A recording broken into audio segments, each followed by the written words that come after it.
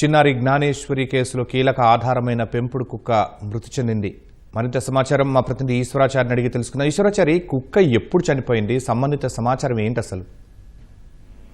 కాకినాడ జిల్లా తుని మండలం దొండవక గ్రామ పంచాయతీ సిహెచ్ అగ్రహారంలో గత శనివారం, ఈ నెల 6వ తేదీన శనివారం మధ్యాహ్నం 2 గంటల సమయంలో 2 ఏళ్ల చిన్నారి జ్ఞానేశ్వరి, ఆ చిన్నారితో పాటు పెంపుడు కుక్క అదృశ్యమయ్యాయి. గత వారం రోజుల నుంచి కూడా పోలీసులు ఆ చిన్నారి కోసం తీవ్రంగా గాలిస్తున్నారు. అయితే ఈ కేసులో మొత్తం కూడా చిన్నారితో పాటు పెంపుడు కుక్క కూడా వెళ్ళటం అనేది కీలకమైన మలుపు. అయితే ఈ కుక్క కోసం గత వారం రోజుల నుంచి కూడా పోలీసులు దర్యాప్తు చేస్తున్నారు. గత 3 రోజుల క్రితము కుక్క ఆచూకీ లభించింది. మంగళవారం కుక్క కొండపై భాగం నుంచి కిందకు వచ్చింది. అయితే పోలీసులు కూడా కుక్క కిందకి రావడం తోటి కాస్త ఊపిరి పీల్చుకున్నారు. ఎందుకంటే కుక్క చాలా కీలకంగా ఉంటుంది, కుక్క చాలా విశ్వాసంగా ఉంటుంది. ఈ కుక్క ఆధారం చేసుకొని పాప ఆచూకీ మనం కనిపెట్టవచ్చు అని చెప్పేసి కూడా పోలీసులు భావించారు. ఆ కుక్క 3 రోజుల తర్వాత తిరిగి వచ్చినప్పుడు కూడా కుక్క చాలా కంగారు పడిపోవడం, బెదిరిపోయి ఉంది. అయితే ఒక రోజు మొత్తం కూడా దానికి విశ్రాంతి ఇచ్చారు, బాగా ఆ అన్నము నీళ్లు అందించారు. శుక్రవారం ఉదయం ఆ కుక్కకి ఒక జీపీఎస్ ట్రాకర్ ని అమర్చారు. ఆ కుక్కకి జీపీఎస్ ట్రాకర్ ని అమర్చి దాన్ని స్వేచ్ఛగా వదిలేశారు.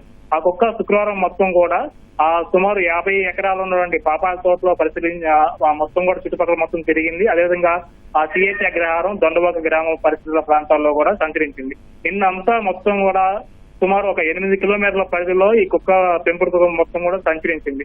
అయితే నిన్న అంతా ఈ 8 కిలోమీటర్లు మొత్తం కూడా సంచరించడం, ఎటువంటి ఫుడ్ తీసుకోకపోవడం తోటి కొద్దిసేపటి క్రితమే ఈ కుక్క అయితే ఒక్కసారిగా కుప్పకూలిపోయింది. వెంటనే అక్కడ ఉన్నటువంటి పశు వైద్యులు, స్థానిక పోలీసులు అందరూ కూడా ఆ ఘటనా స్థలాన్ని చేరుకొని పరిశీలిస్తే కుక్క కూడా మృతి చెందినట్లు కూడా ధృవీకరించారు. అయితే ఈ కేసు మొత్తంలో కూడా కుక్క అనేది చాలా కీలకమైన అంశం. ఎందుకంటే కుక్క చాలా విశ్వాసంగా ఉంటుంది. అదేవిధంగా 2 ఏళ్ల చిన్నారి తప్పిపోయినప్పటి నుంచి కూడా కుక్క కనిపించకుండా పోయింది.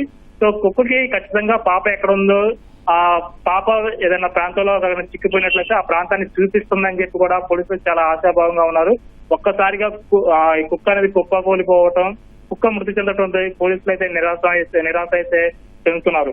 దీంతో పాటు పెంపుడు కుక్క చనిపోవడం తోటి ఇక్కడ ఈ జ్ఞానేశ్వరి తల్లిదండ్రులు కూడా కన్నీరు మున్నీరుగా వినిపిస్తున్నారు. గ్రామస్తులందరూ కూడా ఒక ప్రధానమైన ఆధారము, ఈ కేసులో కీలక పాత్ర పోషిస్తున్నటువంటి కుక్క చనిపోవడం కూడా చాలా బాధాకరం అని చెప్పి కూడా గ్రామస్తులు కూడా ఆందోళన వ్యక్తం చేస్తున్నారు.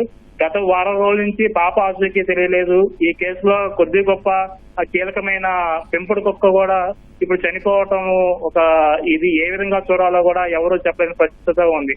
ఎందుకంటే ఇప్పుడు కుక్క చనిపోయింది, ఇంకా తర్వాత దీంట్లో ఈ కేసు ఎలా ముందుకెళ్తుంది అనే ఒక డైనమాలో అయితే పోలీసులు పడ్డారు. కుక్క చనిపోవడం అనేది చాలా కీలక పరిమాణంగా చెప్పుకోవచ్చు. ఈ కేసు ఎలా ముందుకు సాగుతుంది అనేది కూడా ఇప్పుడు ఒక సవాలుగా మారిందని కూడా చెప్పుకోవచ్చు. ఈశ్వరాచారి, పశు వైద్యులు ఏమంటున్నారు? ఏమైనా విషప్రయోగం లాంటివి జరిగిందా, లేకపోతే బెదిరిపోయి చనిపోయిందా, కుక్క భయానికి లోనైపోయిందా? ఏం జరిగింది అసలు? కారణం కుక్క మృతికి ఏమైనా చెప్తున్నారా పశు వైద్యులు? అలాగే ఏమైనా క్లూ మిగిల్చిందా కుక్క? అవును, అయితే శనివారం మధ్యాహ్నం 12 గంటల సమయంలో, ఈ నెల 6వ తేదీ శనివారం మధ్యాహ్నం 12 గంటల సమయంలో చిన్నారితో పాటు కుక్క కూడా మిస్ అయిపోయింది. 3 రోజుల పాటు ఈ కొండ పరిసర ప్రాంతాల్లో కుక్క సంచరించినట్లు కూడా పోలీసులు భావిస్తున్నారు. 3 రోజుల తర్వాత కుక్క కొండ పై భాగం నుంచి కిందకు వచ్చింది. ఈ 3 రోజుల పాటు కుక్కకి సరైన ఆహారం లేదు, మంచినీళ్లు లేవు. తర్వాత ఒక్కసారిగా ఆ కొండ పరిసర ప్రాంతాల్లో డ్రోన్లు ఎగరేయటం, తర్వాత పోలీసులు కర్రలు పట్టుకొని, తర్వాత రెస్క్యూ టీం బృందాలు, ఎస్డీఆర్ఎఫ్, ఎన్డీఆర్ఎఫ్ బృందాలు మొత్తం కూడా కొండ పరిసర ప్రాంతాల్లో జల్లెడ పట్టే సమయంలో ఈ కుక్క ఒక్కసారిగా ఎప్పుడు ఒక్కరు ఇద్దరు ఉన్నటువంటి ఆ పామాయిల్ దోశలో సుమారు 100 నుంచి 200 మంది పోలీసులు ఉన్నటువంటి కుక్క మొత్తం కూడా ఒక్కసారిగా బెదిరిపోయింది, బెంబిలెత్తిపోయింది. ఆ కుక్క కిందకు వచ్చిన సమయంలో వీళ్ళందరూ చూసి అసలు అంటే సాధారణ స్థితిలో లేదని చెప్పి కూడా అక్కడికి వచ్చినటువంటి పశు వైద్యులు కూడా చెప్తున్నారు.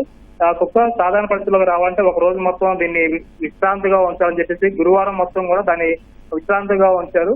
శుక్రవారం కాస్త కుదురు పడింది, కుక్క పరిస్థితి పర్లేదు, బాగా ఉందనుకున్న తర్వాతే శుక్రవారం ఉదయం దానికి జీపీఎస్ ట్రాకర్ ని అమర్చారు.